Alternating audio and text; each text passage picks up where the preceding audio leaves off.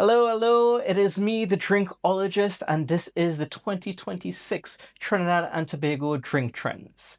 Now, I did a global drink trends post. I was talking about all of the drink trends we can see across the world, but the number one question I got asked from a lot of you was, does this apply to Trinidad? Now, most of my audience is from Trinidad and Tobago, so I fully understand that. But I decided I had to do a fully dedicated deep dive into the drinking trends of Trinidad, and to do that, I brought my good friend with me, Zane Rahamatali. Say hi, Zane. Hey, Yes, Zane is a industry professional in Trinidad. He deals with everything from wines, cocktails, spirits, anything with drinks. He's my go-to guy for this. So he and I have went together and kind of butted heads a little bit in crafting these drink trends of what we see Trinidad and Tobago going in the world of drinks. So without further ado, I think it is we're gonna get into it. But Zane, talk to me first, right?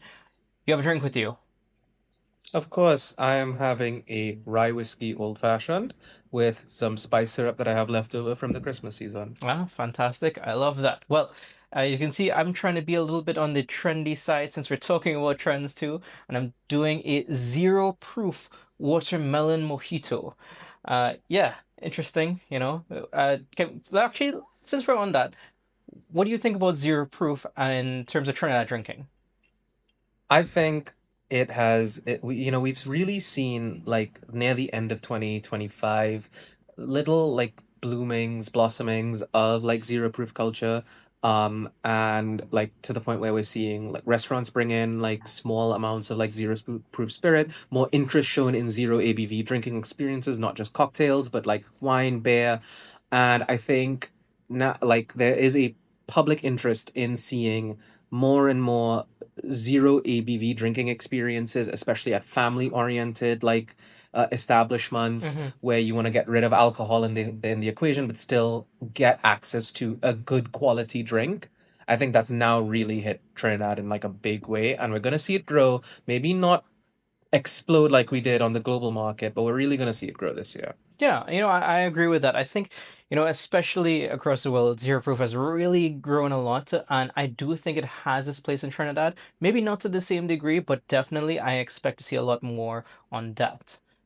All right, so let's go into our first trend, and it's the sipping rum renaissance. Now, I've talked about this rum renaissance a bit globally. I'm seeing more respect for rum overall, but in Trinidad, I'm seeing it in very specific ways, and I'm seeing this what I want to call a shift to neat culture. I'm seeing people want to actually drink rum unadulterated, where either they're just having it by itself or on the rocks.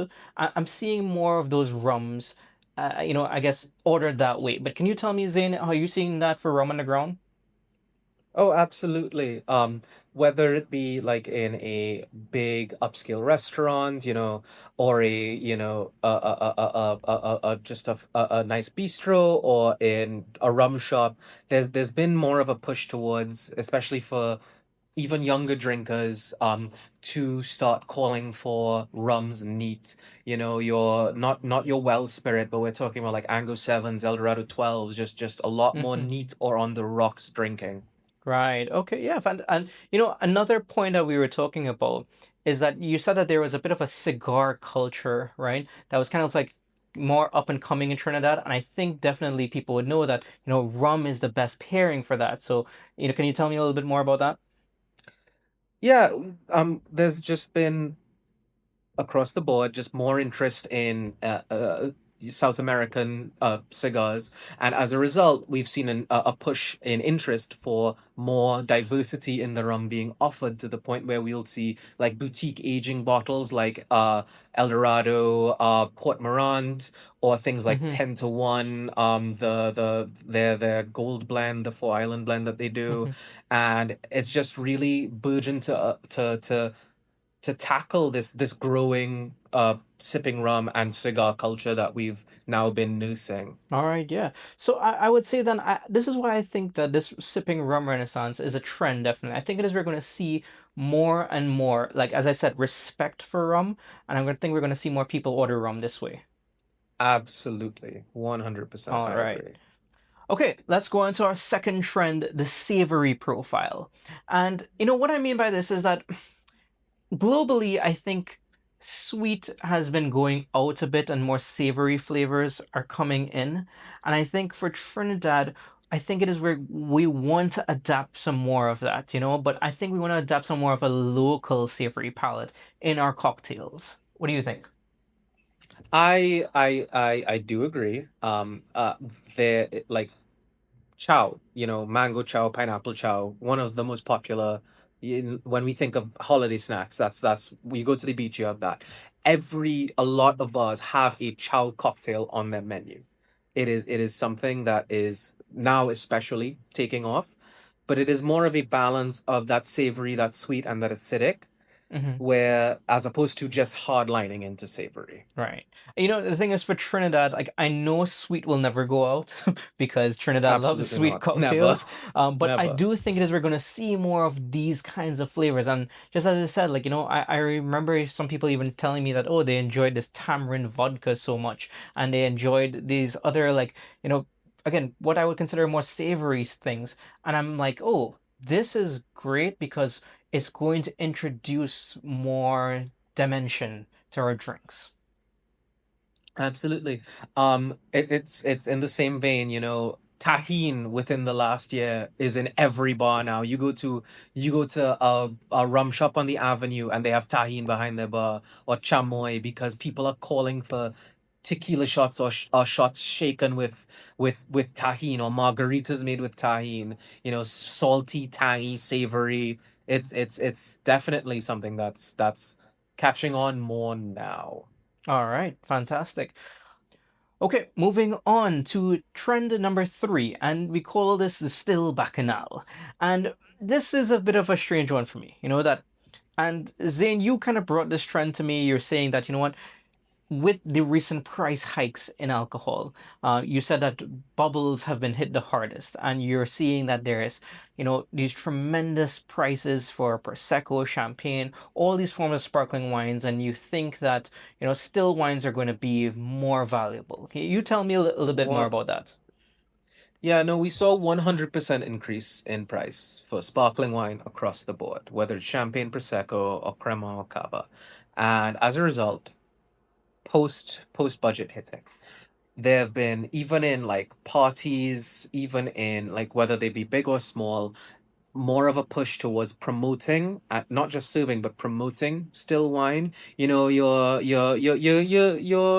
Swiss Army knives, your Pinot Grigios, your New Zealand Sauvignon Blancs, your South American Sauvignon Blancs, things that are, or even your Frizzante Moscatos, things that are easy, light, and give you what you want from, say, a Brut or extra dry Prosecco without having to cost the same amount. Well, okay, but here's the thing. I differ in a bit this way because for me, sparkling wine will always have its place in drinking culture. Like I can't see a lot of people, at their brunch giving up mimosas or just celebrating certain things and they're not having sparkling wine. And I know that these price hikes are there, but I think maybe that we may just see some, and we talked about this in another trend, but I see that, sparkling will still exist, but maybe in some cheaper styles. Maybe we see some other, as you said, not instead of the proseccos, maybe we see more cava or maybe some very out of the box like sect, and see if it is we can maybe get some more of that sparkling. I think sparkling wines will still stay there, but I know what you're saying in that we need to try to find value, and I think still wine does bring that value.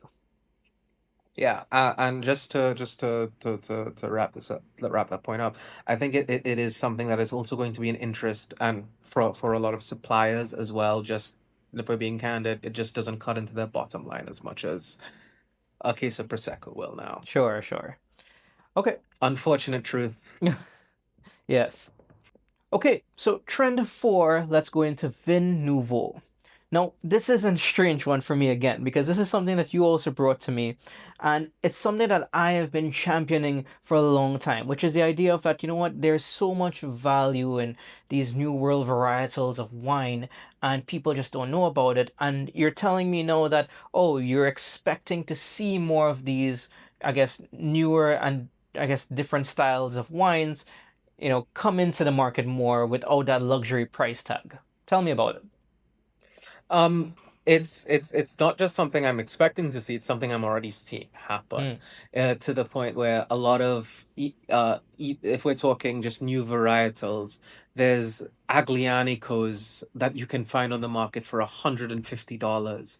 Greco di Tufos for about the same price, things that are competitive with your Pinot Grigios and your Cabernets that are just a little bit more attractive. They're new, they're exotic.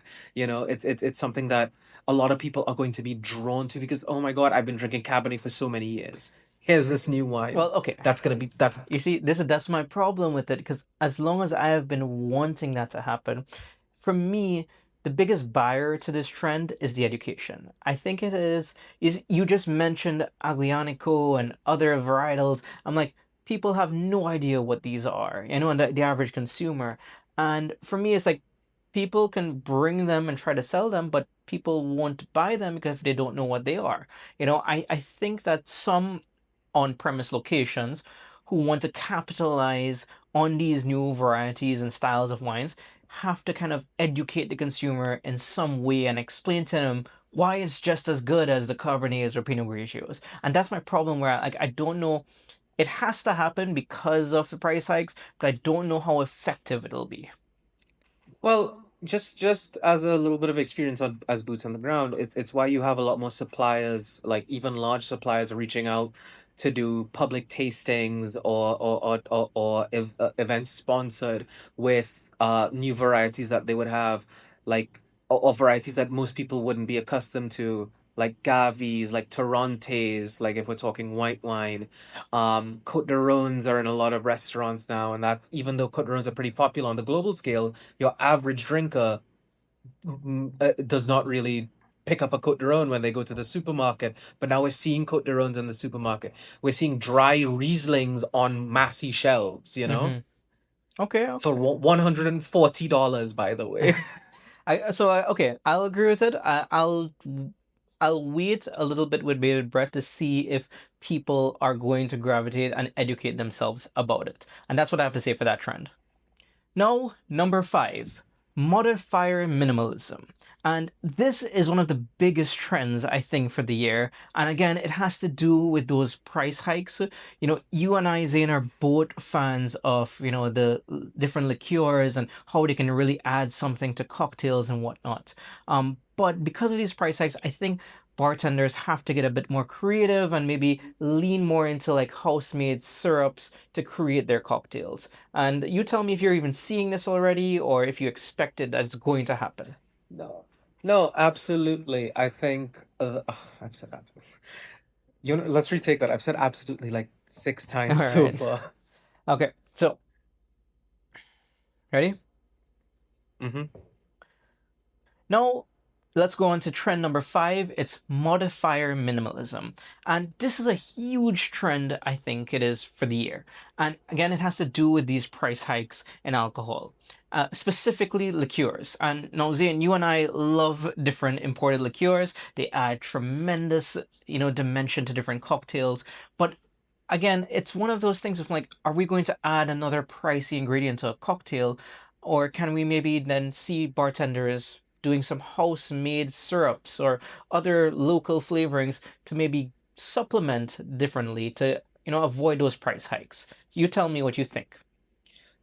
I definitely think this is something we're gonna see really take off this year because yeah, just to give some reference, a bottle of Saint Germain now is $500 trade. That's not even on the domestic market, right?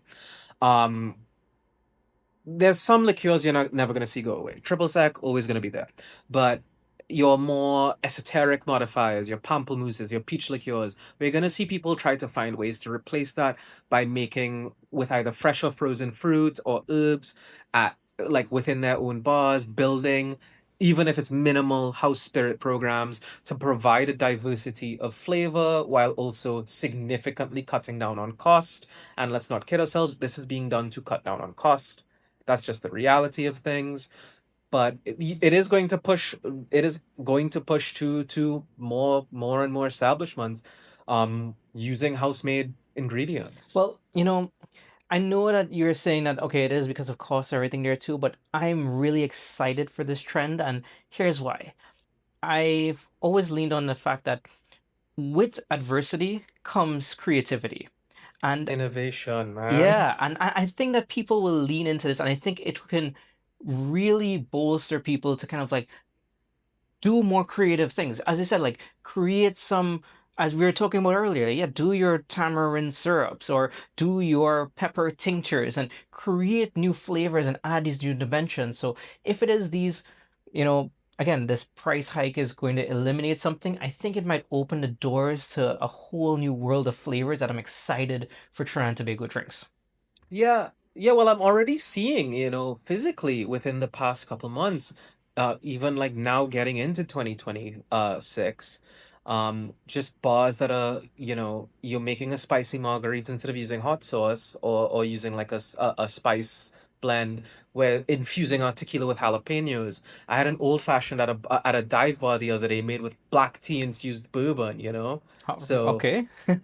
All right. I might need to get the name of that buff, but yeah, that sounds interesting. Okay, so then we can say that, let's just say that we're hopeful for this trend, you know, and I think it is something that if it is you are serious about trying to maximize, your cost and also your creativity as for whatever location you may have, I think it's something that you have to lean on. So we expect to see it. Yeah?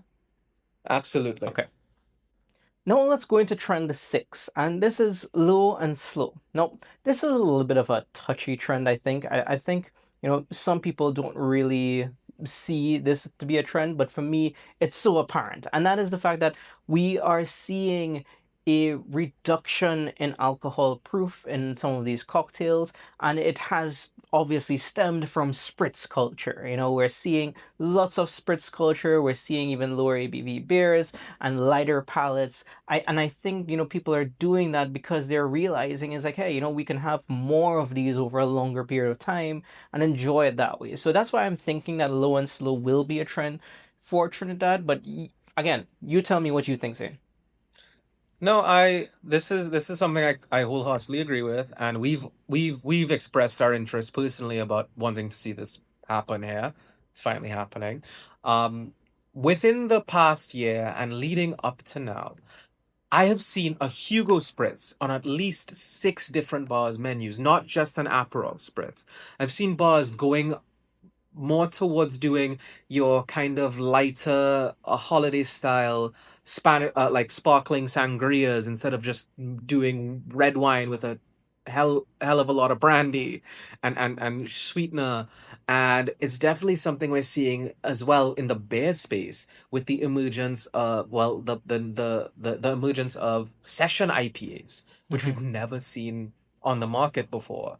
Whether it be imports or even local breweries doing lower ABV, lighter weight beers in terms of, like, Right. their consistency, just things that are easier to drink that are not gonna make you feel like you just went to war the night before. Well, yeah, as I said, like the fact that I've seen just full on spritz bars open in Trinidad, to me, this trend is already there, but I continue to see it growing. Just as spritz culture has continued to grow globally, I don't see it slowing down. I think it's going to continue, and we're going to see more drinks like the Aperol spritz that has taken over. Absolutely. I do not disagree a single time. Good. Let's go on to trend seven, which we called speaking easy. And now you and I had two different ideas about this because it was the idea that, we have all of these big parties and fetes and everything that have been ingrained in our culture, but we see it kind of maybe condensing to smaller. But, Zane, you said you saw it in more of smaller events, and I think it's going to be more towards at home type lines, but you tell me what you think about it first. I have been directly witness to the emergence of small curated events through a myriad ways, whether they be small wine tastings, dinners, limes, or just boiler rooms, where you pay $20 to $50 and you come and listen to some DJs spin some amazing tracks for a couple hours and maybe drink some dirt cheap cocktails that still taste really, really good. I think that is where especially the younger culture is shifting because it's a lot more accessible and a lot more controlled than say a big expensive fete or a party on the avenue or something like that. Okay. You see, so I agree, and I've definitely seen a lot more, of these smaller event types things, and like your wine tastings and your smaller parties and whatnot there too. I think that's definitely a trend. But what I was saying is that I think, when speaking easy, I think, we're going to see this trend that started from COVID days when people were home. And I think I'm going to see more elevated house limes. People always had their house limes and they always had, but it was very much in a chill and relaxed setting. I think we're going to see it elevated in a way. I think it is we're going to see, especially with the price hikes, we're going to see people go and maybe start doing a little bit nicer cocktails at home, and maybe or getting a nicer spirit or a nicer wine. And I think it is you're going to see more home bartending pop up in general. At least that way is like you invite some friends and family and you enjoy the experience there instead of going out and spending a lot of money. I think that culture is going to grow even more. What do you think? I think I need to see it happen. I need to see it happen.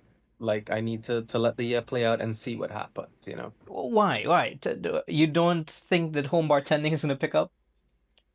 I don't, it's not that I don't think home bartending is gonna pick up. I just think that getting a host that's willing to do what we do, where we make good cocktails for people, uh, for a broader audience is just a little tougher. No, okay. I'm not talking about people doing necessarily what we do. As like, I don't think most people want to go and watch cocktails and make tinctures and all of that. But I think it is when you can simplify stuff. It's like, listen, I have a lot of people reach out to me, especially on social media, and ask me about the drinks that they can make, or if they can make it simpler, or they can source things. And I'm talking about, hey, I'm seeing people going to do maybe some flavored old fashions, and as I said, like maybe get a nicer spirit and still enjoy it that way, and spend the money that they would have gone to the parties, do it here. I think it's going to be home bartending, not to an extreme level, but I think definitely growing that culture.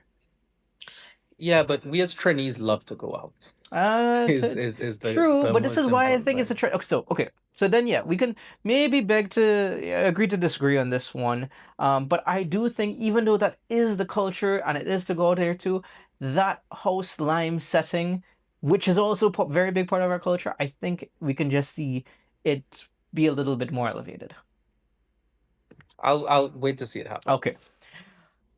Moving on to trend 8, and this is the RTD market shift. Now, this is one that we have been talking about RTDs for quite a while, and we are saying that it is here. It is not that it's going to happen, it is here. And this is actually perfect timing because we just saw the major release of Angostura's Cubata, I believe they're pronouncing it, the rum and coke RTD, and this is on top of really huge RTDs. We saw Rude Boy take off. We saw other, again, We even didn't see smaller places take off too. You tell me what you're seeing for RTDs on the ground. we didn't see Rude Boy take off. We saw Rude Boy dominate Oh, the market. yes. Rude Boy is everywhere. You cannot avoid it. And this is where I'm glad I'm privy to things like this. The Avenue alone goes through maybe thousands of bottles of Rude Boy a weekend, like on a Friday, Saturday alone.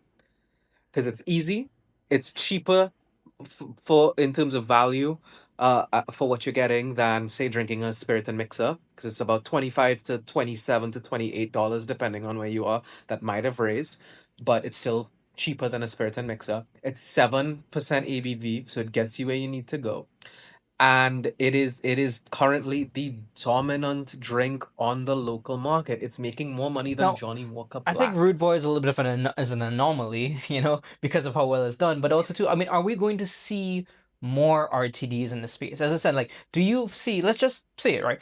Do you see Angostura's rum and coke RTD succeeding? I It is too young to say. As the time of recording this, this came out 3 days ago. Hmm. So it is too young to say. I have to listen, put my ear to the ground, hear what people are saying about it.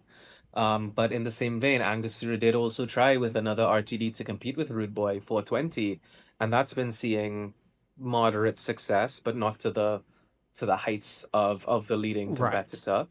So it's something I have to see, but I do think that now this has kind of helped to open an avenue for a new style of RTD that I don't think we ever considered, which is because we always talked about hard seltzers or bottled cocktails.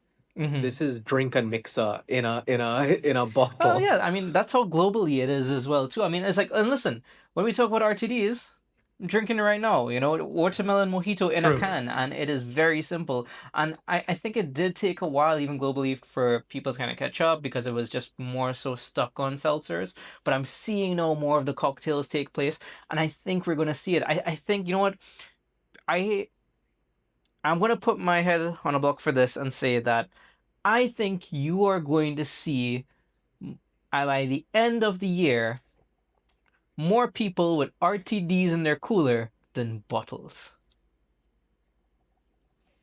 And yes, that's a big statement to make. But I think if it is, because I'm already seeing more people do it, but I think it is when you go to these cooler fets and whatnot in their cooler, you're gonna see more ready to drink. It's like, hey, just grab, go, drink instead of just bottles. That's a big trend to I will say. put my head on that. I will put my head on that same block with All you, right, there you go. because because Rude Boy makes a 12% This, ABV mixer, yeah, and you know what? Okay, scary. yes, we understand. You're a very big fan of the Rude Boy. Okay, I, but also everyone too, knows I love Rude I Boy. I will say though, I will say that one thing I was surprised at, and because I did say that I like about 2 years ago, I did say that I would see more seltzer culture takeoff, hard seltzer, and it was there for a bit. And I actually had huge hopes for Eagle Ray.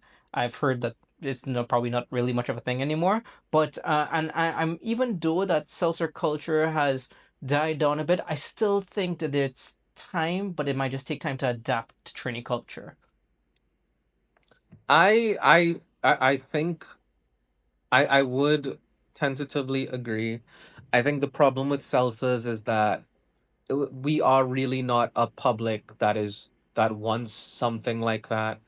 If we think about like bottled drinks that people buy, aside from beer, it's sweet, it's strong, it gets you where you need to go. I do not think we were ready yet for a canned vodka soda, effectively, you know? Okay, okay. As I said, let's just see how RTD culture progresses. Yeah, this is the year for it, surprisingly. All right. Going on to number nine, and it's the agave status. And listen, the agave spirits, tequila and mezcal, have been dominant across the globe. All right. And I think it did take a bit longer for Trinidad to jump on the tequila train, but it is definitely on there now. At least from the numbers that I've seen in importation wise, I've seen more brands of tequila uh, brought in, I think, than any other spirit type in Trinidad. I think a lot more people are calling for tequila. But again, Zane, you tell me what you think of this. Yeah, well, it's not just tequila now, it's Yeah. mezcal. We have a decent chunk, like obviously not as much as tequilas and still not as much as anywhere else, but we have a handful of mezcals you can But find on the that's market now. very new because listen, I did the Mezcal series, a little educational series, early in 2025. And then I don't want to say anything, but I mean, when I did that, after that I did that, there I saw a lot more Mezcal come in. So, Yeah, they have you we know? have like Montelobos, 400 Conejos, Del Maguey, so many. But agave spirit is really taking over in a way that I really personally would not have predicted. Um, where, a lot, it's not just shots, it's like a lot of tequila sodas. Tequila soda is the new it drink. And people aren't asking for well tequila, they're asking for 100% agave tequila. And it's not just celebrity tequila. It's your 1800s, your your Your Milagros, your Luna your Azules, they're different types. yeah, Right. yeah, yeah. Your Espolones, like things like that. And it's been really interesting to see Yeah. because me personally, I would not have seen I would have not expected that here. I think it's a similar thing that we said with the rum. I think tequila has gained more respect, and the same way too as well. You know, I think obviously tequila marketed itself so well as this healthier drink. I want to say in some ways, not that we pay much attention to that, but it does, and you can see that people have kind of bought into it. That tequila soda thing is the health conscious drink.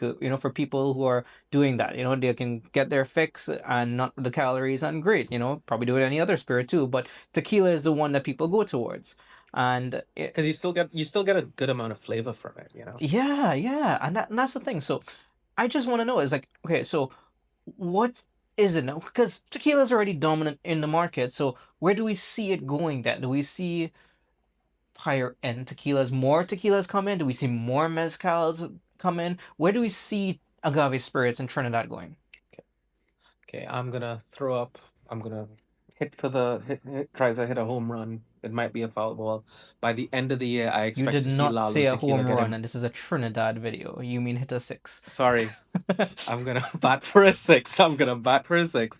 I'm expecting to see Lalo Tequila on the market by the end of the year, Oh and yes, Lalo Tequila. that is my honest prediction for the It way our is. industry is trending. No, My for favorite sure. tequila. Yeah, no, no. My Listen, it favorite is tequila. probably the highest growing tequila I would think in the U.S. market, and it is really good. Especially as they got bought over by the Tito's and whatnot as well too. I'm sure you'll see Yeah. it soon. And but yeah. What about for mezcal then? What do you think? Mezcal is growing in a way that again, just like tequila, because we were so smoke averse, as a public. But I'm really surprised to see mezcal grow the way it did, because mezcal is proving to be, at least on the local into the local palate, extremely diverse. I already called a couple names: Montelobos, El Recuerdo, Del Maguey, 400 Conejos. I think that we can expect to see mezcal grow, especially as more and more bars, more and more cocktail bars and restaurants implement it in uh their drink programs. And I really think we're gonna see mezcal, if not blow up as much as tequila did, incrementally grow this year. Okay, so we're gonna see more of tequila and mezcal. All right. Now, last but not least, trend number 10, the skinny lime. I know, healthy drinking, quote unquote, healthy drinking, has always been a trend for a long time now, right? But I think it is we're starting to see it in a slightly different way. And the way I want to saying it too is that I've seen a new launch of products in terms of premium sodas and tonics, especially. And I think it is we're going to see more in that cocktail scene where we're seeing lower calorie mixers. Are you seeing that now, Zane, or are you have any other predictions for the skinny lime? It's not just that I expect to see them or I am seeing them. It's more than just mixers now. One of the most popular calls for a beer in Trinidad, aside from your regular Stags and Caribs, Mhm. is Michelob Ultra, Really? because it advertises itself because it is a low calorie beer, and it's light and it's easy to drink. It's guilt-free drinking. But yeah, no, we already saw, like, in terms of mixers, we already saw like Fever Tree Refreshingly Light, and a couple other like sugar alternative mixers. But I really think that now, especially, a lot more people are health conscious with drinking than they ever have been before. I think we can see that really take into its own. I think we can see a definite growth in low calorie or zero sugar alternatives to your typical, like, say, G&Ts, where you have so many people already calling for gin and sodas or gin and tonics, half soda, half tonic. I think it's something that is just going to keep Let me growing. ask you a question, right? And you would know this. In the bar setting, are you seeing people asking you like, "Hey, what is the lowest calorie option here?" Are you getting questions like that? Absolutely. If they don't already go for vodka, if they don't already go for Tito's or Stolichnaya because they call themselves zero calorie spirits, they're asking like, hey, I've had conversations like, hey, how much calories does this tequila have as opposed to this vodka? And it's like, well, it's alcohol, Yeah. but they are questions that are being had, they're conversations that are being You see, that's had. the thing. It's definitely that cultural shift, and more health conscious mindsets for a lot of people there too, and it's finding its way into the drinking culture. And again, I guess with this trend, I guess going forward, we're not only seeing it now, but I think we're gonna see it continue to progress. I think we'll see more, even in the RTD space. I think it is in the other mixing space, and even in wines too as well. I think we will see trends for lower calorie and other health ideas associated with alcohol. Even it's not that I'm agreeing with it. I'm just saying it's like we'll see more of it. Oh, 1,000,000%. We are going to see it really, really, really explode this year. All right. All right, so those were the top 10 trends that we plan to see in the Trinidad and Tobago drinkscape, right? Before it is, we wrap up here too, saying, are there any other trends, that, we didn't touch on here, but you're definitely seeing? I mean, I am biased saying this, but gin is still gonna just keep on growing, even despite everything. We're seeing so many, even small importers bring in all these different, unique gins, um, from all across the globe. That I think it's something that's just gonna keep just chugging along through steam, and it's something we're never gonna see die. I love that because I remember maybe 4 or 5 years ago when I first touted this gin boom. And I was talking about it since then too. To see it explode in the way that it did, I was actually surprised. I knew it would take off, but not that much. And yeah, definitely. Like sometimes, uh, um, I swear it's like I see new gins every single time I go to Trinidad. It's like, wow, it's some gins that I don't even see in the US as well. So yeah, it's good to see that gin is still a category that's big and it's going to continue to grow as well. I want to also say too, on my side, that another and a huge trend. Actually, I think I should have put this on the list because it's a drink, but also too, and for alcohol as well too, coffee culture. And yes, Zane, you are also a barista, so I'm you a barista. you should have also probably touched on this. But hear me out, right? With coffee culture is so huge in Trinidad right now. We've seen so many coffee shops come up and like really high end quality stuff, and that is big. I mean, at the same time too, it's like just as over globally, we saw the explosion of espresso martinis. We're seeing espresso martinis in Trinidad everywhere too.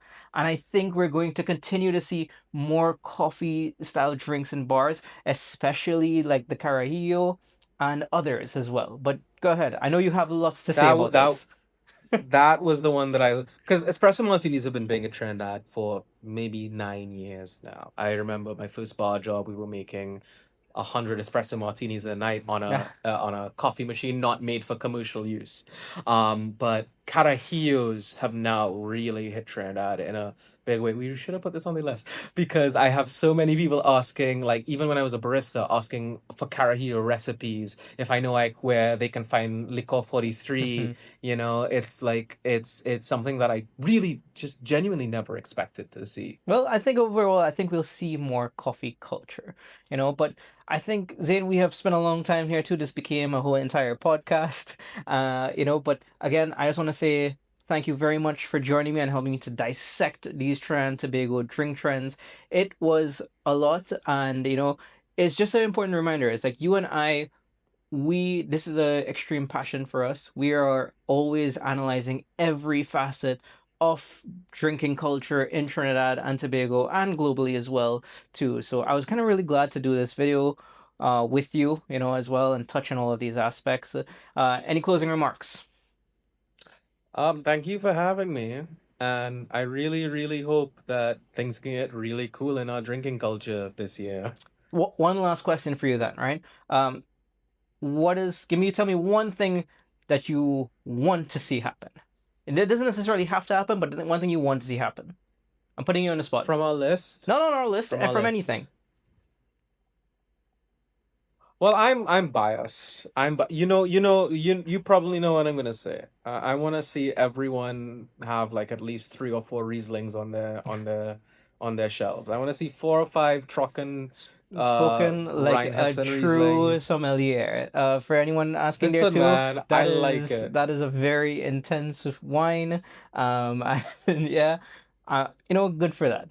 As I said, like I don't have any other hopes, but just to continue to see the elevation of the drinking culture in Trinidad. I've been asking for it for a long time, and it's the reason I do what I do because I love to educate people about all of these drink trends and yeah, just elevate the culture itself. So, anyway, thank you again, Zane, for joining me, and thank you all for Thank watching. you so All much right, for having and me. we shall talk again soon. All right, cheers.